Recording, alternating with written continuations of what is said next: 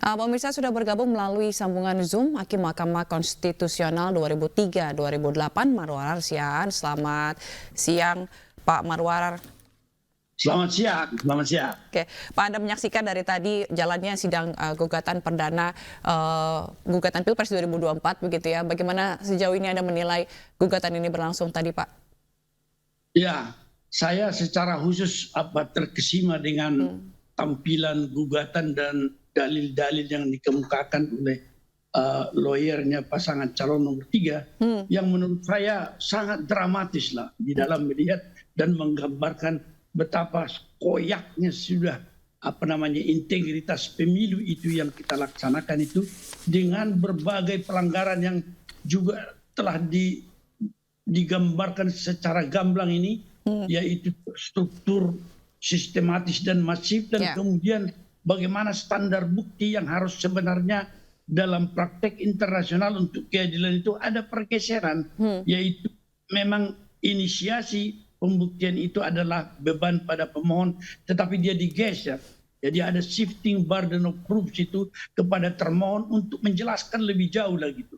Menurut saya ini praktek yang sangat adil, tetapi memang lupa juga pemohon bahwa Mahkamah Konstitusi juga di dalam berhadapan dengan kekuasaan yang besar mengatur di dalam salah satu peraturan Mahkamah Konstitusi tidak selalu bahwa pemohon itu harus dibebani beban pembuktian terhadap dalilnya, tapi ketika kekuasaan itu dengan kekuasaan memegang data itu ada pada pihak pemerintah dan DPR, dia boleh menggeser beban pembuktian itu pada mereka. Jadi ini sejalan sudah dengan apa yang dibacakan oleh lawyer terakhir ini tentang praktek di beberapa negara di Afrika dan beberapa tempat lain, bahwa itu boleh digeser untuk keadilan. Saya kira prinsip teori pembebanan beban bukti itu berlaku seperti itu, saya kira. Dan ini yang paling dramatis tadi yang membuat kita sedih ini, bahwa memang praktek yang dilakukan Pak Jokowi dengan nepotisme itu dirinci secara detail sedemikian rupa dengan suatu strategi untuk sampai kepada Pilpres itu satu putaran.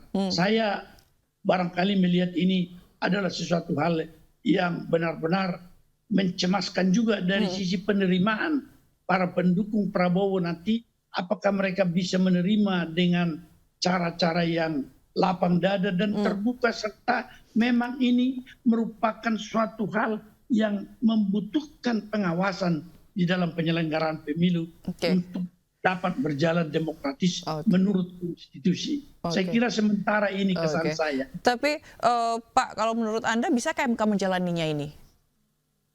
Kalau secara teoritik sebenarnya itu sudah pernah kita lakukan. Di dalam beberapa pilkada misalnya kita telah pernah melakukan itu. Dan apa yang terjadi sekarang pelanggaran terstruktur dalam Pilpres, di masa lalu memang itu tidak terjadi. Tetapi di sini sistematikanya itu sudah dirumuskan dari awal. Termasuk mulai daripada, kalau bisa saya tafsir tadi apa yang didalilkan oleh Pak Mulia dan rekannya yang sedang membacakan sekarang. Kita melihat bahwa itu dipersiapkan betul sedemikian rupa, termasuk dengan putusan dari Mahkamah Konstitusi yang memberikan pintu yang lebar untuk Gibran masuk menjadi pasangan calon sebagai wakil presiden, meskipun sebenarnya belum memenuhi syarat dalam undang-undang pemilu untuk usia 40. Jadi ini betul-betul bisa kita lihat, dan saya secara pribadi melihat putusan nomor 90 itu bukan hanya menyalahi konstitusi, tapi juga tidak boleh sebenarnya dieksekusi itu, karena jelas disebutkan dia adalah putusan yang tidak sah, atau disebutkan dalam kata lain dia cacat. Putusan pengadilan yang cacat tidak pernah dieksekusi dimanapun. Baik. Pak Marwarar, tahan dulu, kita akan bergabung lagi, tapi kita akan saksikan dulu jeda berikut ini.